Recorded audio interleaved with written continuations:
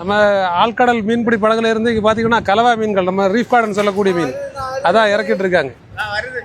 இங்கே இந்த மீன்கள் வந்து ரொம்ப கடலில் ஆழமான பகுதியில் வாழக்கூடிய மீன்கள். அதை எவ்வளோ கஷ்டப்பட்டு இந்த கையெல்லாம் காட்டி விடுங்க அண்ணே. இந்த கையெல்லாம் பிளேடு மாதிரி இந்த ரோலை வலிக்கும் போது கையெல்லாம் கீறும். இந்த கஷ்டப்பட்டு தான் அந்த மீனை பிடிக்கிறது. நான் வருது மீன் பாருங்கள் எப்படி இருக்கான்னு. இது பலவிதமான கலவா மீன்கள் இல்லை. இது இப்போ கண்ணதல்லைன்னு சொல்லுவோம் நாங்கள். அண்ணா எத்தனை மாரில் இங்கே இதை தூண்டில் போடுவீங்க இதுக்கு? 85 மாறா? 120 மாறு கைத்தில் போடுவீங்க. கயிறு சொன்னால் தூண்டில் இற போட்டு அவங்க கையில் பிடிச்சிருவாங்க.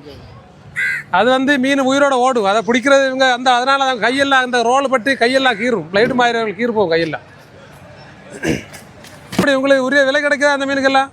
மீனுக்கு 500 ரூபா அளவுக்கு ரேட் உண்டு.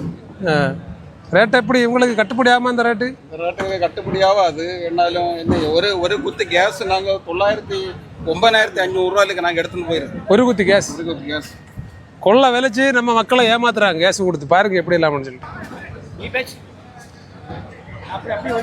இந்த எக்ஸ்போர்ட் இதெல்லாம் பார்த்தீங்கன்னா மேக்ஸிமம் வந்து எக்ஸ்போர்ட்டிங் போகக்கூடிய மீன்கள் தான். இது மொத்த மீன்களுமே வெளிநாட்டு தான் எக்ஸ்போர்ட்டிங் ஆகுது. ஆனால் அப்படி நம்ம ஹார்பரில் தான் அந்த எக்ஸ்போர்ட்டிங் மீன் அதிகமாக வருது. அப்படி பார்த்தாலும் நம்ம பக்கத்தில் எங்கேயுமே பெரிய அளவில் எக்ஸ்போர்ட்டிங் கம்பெனிஸ் கிடையாது. நம்ம இதை எடுத்து நிறைய பேருக்கு மற்ற இடத்துல எல்லாம் எடுத்து அங்கே இந்த எக்ஸ்போர்ட்டிங் பண்ணுறாங்க. நமக்கு இங்கே எக்ஸ்போர்ட்டிங் பண்ணுறதுக்குள்ள எல்லா வசதிகளுமே நம்ம ஊரில் இருந்தும் அதிகமாக எக்ஸ்போர்ட்டிங் கம்பெனிஸ் நம்ம கிடையாது. எக்ஸ்போர்ட்டிங் கம்பெனிஸ் இருக்குது, ஆனால் ரொம்பவும் கம்மி. அதனால் இந்த மீனை மற்ற இடத்துல எடுக்கும்போது மற்ற இடத்துல அனுப்பும்போது இவங்களுக்கு வந்து ரேட்டு ரொம்ப கம்மியாக கிடைக்கும்.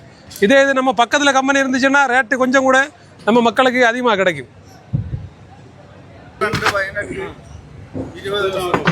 நீங்கள் எவ்வளோ நாள் தொழில் பண்ணி? 12 நாளா?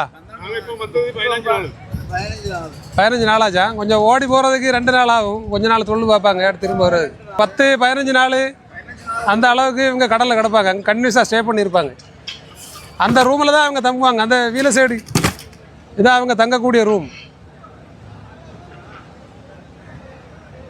இப்போ ஆமாம், இது வந்து ஸ்டோர் ரூம்.